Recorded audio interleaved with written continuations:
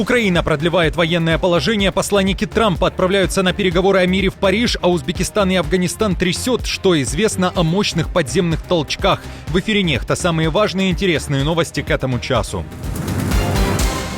Удары возмездия. ВСУ уничтожают тех, кто выпустил баллистику на Сумы. Мощные прилеты на территории России. Киев теряет земли. Тяжелая ситуация в Курской области. Сколько квадратных километров контролирует Украина? Новые данные.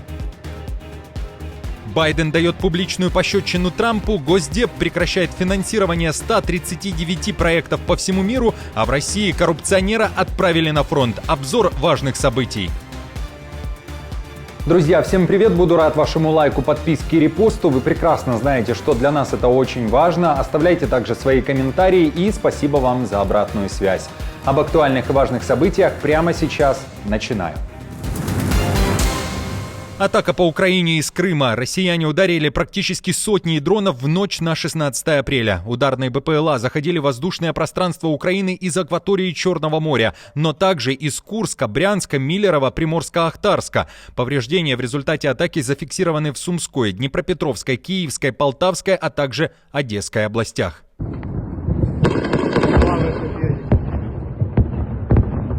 А уже утром в среду РФ сбросила 4 авиабомбы на город, который считает своим, но при этом его не контролирует. Это, конечно же, Херсон. Удар пришелся по центральным районам. И не только из авиации РФ поливала областной центр огнем, но еще и с помощью артиллерии. В эпицентре обстрела оказался глава военной городской администрации.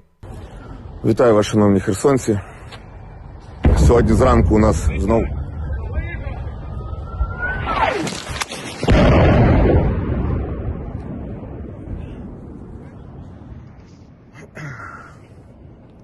щойно був ще один приліт артилерійський. Як ви бачите, було декілька прильотів кабів, а саме по попереднім підрахункам 4. Украина нанесла удар возмездия, как и обещала. Целью ВСУ стали места дислоцирования бригады, которая совершила удар по Сумам, на кадрах которых десятки в сети запечатлены прилеты БПЛА в городе Шуя Ивановской области. Смотри, еще один приедет. Смотри, заходит на ангар. На ангар, блядь, смотри. Блядь, вот это...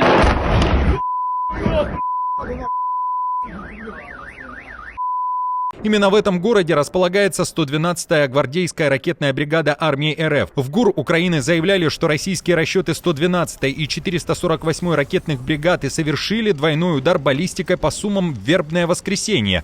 Глава разведки Буданов предупреждал, что каждый виновный в убийстве украинцев не должен избежать возмездия.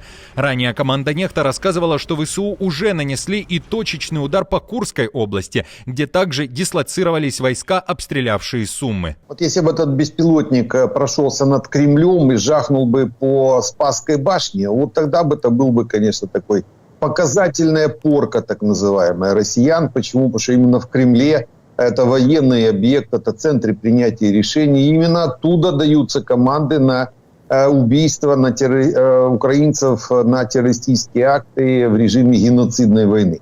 А эти бригады 112-е, 448-е, хоть 666-е, 333-е, их там не одна эта бригада есть, их много, они выполняют приказы. Приказы, которые идут из Москвы, из Кремля непосредственно. Мы это уже миллиарды раз говорили. И пока наши средства поражения не будут уничтожать именно Кремль, то есть не будут уничтожать военные объекты в Москве и Московской области, обстрелы будут продолжаться. Не одна бригада, так другая. То есть это надо четко понимать.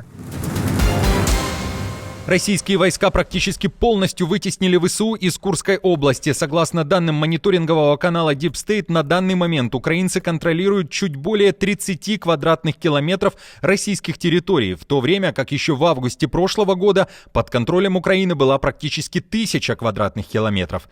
Информацию о непростой ситуации в Курской области подтверждает соучредитель мониторингового проекта Deep State. Если говорить о Курской области, то можно даже на карте увидеть, что они практически полностью вытеснили нас с ее территории. Там остался небольшой участок в районе КПП Суджа, юго-восточнее населенного пункта Басовка и района Гуева, включая леса, посадки и часть населенного пункта. Но враг практически занял этот населенный пункт, они там проводят активные штурмовые действия. В Генштабе ВСУ тем временем говорят лишь о том, что за сутки на этом направлении россияне атаковали позиции украинцев 17 раз, в том числе с помощью авиации, отправив на приоритетные цели 72 авиабомбы. Напомню, ранее в Украине говорили о том, что территория Курской области была необходима Киеву исключительно для усиления позиции на будущих переговорах с Москвой и вероятного обмена землями. Судьбу Украины теперь будут решать и во Франции. В Париж летят представители Трампа Марко Рубио и Стив Уитков, который уже на регулярной основе посещает Москву. О том, что такой визит может состояться на этой неделе, пишет западная пресса. Госсекретарь будет встречаться с главой французского МИД, а Уитков с Макроном.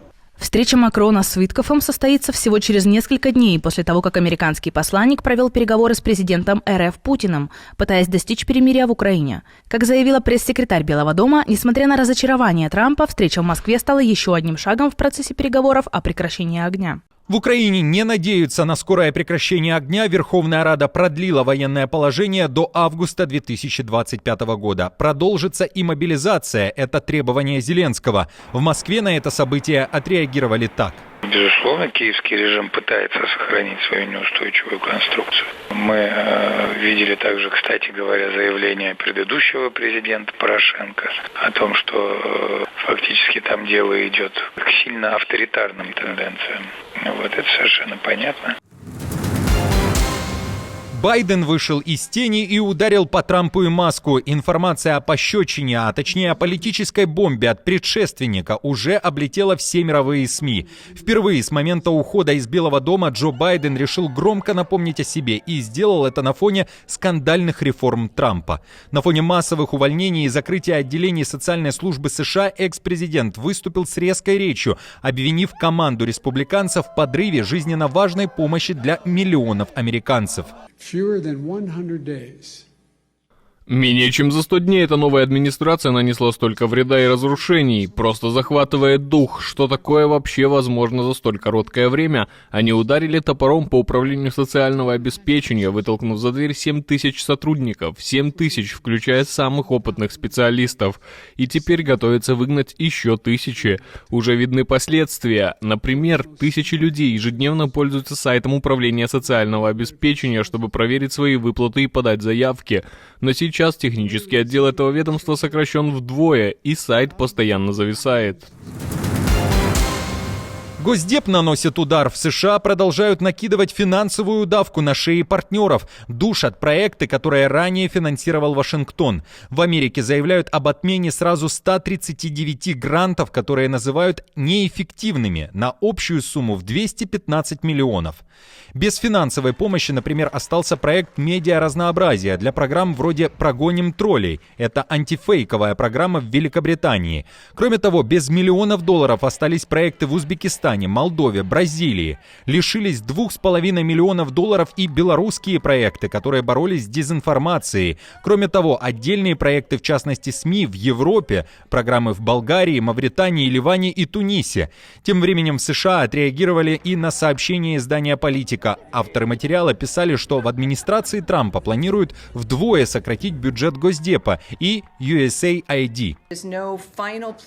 Финального плана, финального бюджета или окончательной версии еще не существует. Это зависит от Белого дома и президента США, которые все еще работают над своим проектом бюджета и тем, что будет представлено Конгрессу. Поэтому я бы посоветовала вам обратиться в Белый дом, потому что те цифры, которые мы часто видим в СМИ, появляются либо преждевременно, либо ошибочно, либо основаны на утечках неизвестного происхождения, а потом вокруг них строятся целые статьи. Отношения Трампа и Зеленского остаются напряженными после известного скандала в овальном кабинете. В целом же для Европы второй срок Трампа – настоящее испытание. И то, что так будет, в ЕС поняли еще во время предвыборной кампании республиканца.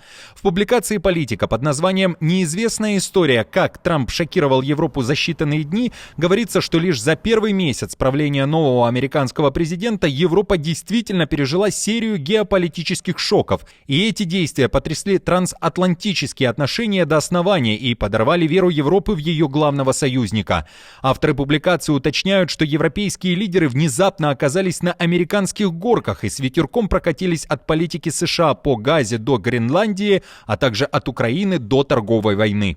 Хотя заявления о политике часто противоречивы или опровергаются в ночных постах в соцсетях, главный сигнал был дан четко и ясно, сразу после инаугурации Трампа. Европа должна полагаться на себя, а американский военный зонтик, действующий с 1945 года, больше не гарантирован. В материале также ярко вспоминаются события, которые происходили в первые часы после ссоры Трампа и Зеленского в Вашингтоне. После того, как украинский президент покинул США, он отправился в Лондон, где его очень тепло встретил не только премьер, но и король, что стало настоящим ударом для Трампа. И в те дни, как уточняет «Политика», американский президент был раздражен таким теплым приемом Зеленского и поддержкой Европы.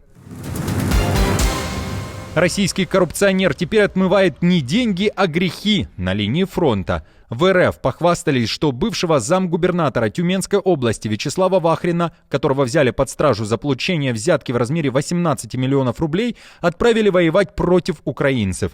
Теперь он заключил контракт с Минобороны РФ и в тот же миг был выпущен на волю, в окоп.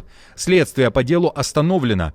Теперь из коррупционера превратился в военного преступника. Судя по всему, планы у Вахрина были немного другие. Его адвокат добивался изменения меры пресечения с содержания под стражей на домашний арест. Суд не удовлетворил эти требования, поэтому в ход пошел контракт и отправка на фронт. Землетрясение в Афганистане магнитудой 6,3 задело Узбекистан. Эпицентр находился на глубине 100 километров в провинции Тахар. Это примерно 600 километров до Ташкента. Несмотря на расстояние, подземные толчки докатились до нескольких регионов Узбекистана. В Сурхандарьинской области зафиксировано землетрясение магнитудой 4, а вот в Фергане, Самарканде, Джизаке, Сырдарье, Кашкадарье, Андижане и Намангане 3 балла. В Ташкенте были легкие, фактически неощутимые колебания силой 2. Друзья, на этом все. Не забудьте оставить свой комментарий и лайк. Мы же с командой продолжаем следить за самыми важными новостями. Оперативную информацию от Нехта ищите в телеграм-каналах или на платформе X.